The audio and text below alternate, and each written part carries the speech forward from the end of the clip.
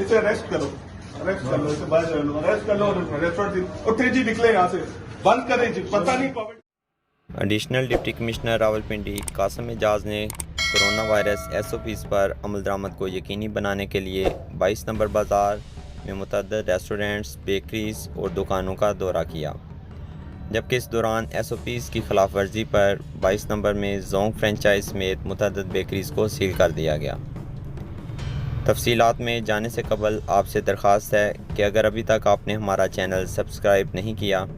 तो बराह करम NN उर्दू का YouTube चैनल सब्सक्राइब कर दें। नाजरीन, एडिशनल डिप्टी कमिश्नर की तरफ से आज कार्रवाई करते हुए Shimla bakers 22 number, Don bakers,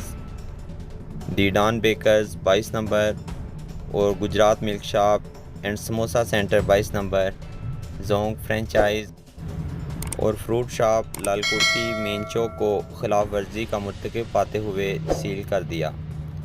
मुआयना के दौरान कोयटा होटल लालकुर्ती को 10,000 रुपये का जुर्माना आयद किया गया,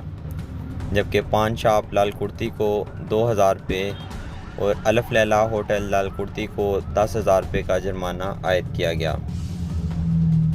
इस मौका पर additional deputy commissioner general captain retired Qasim Ejaz का कहना था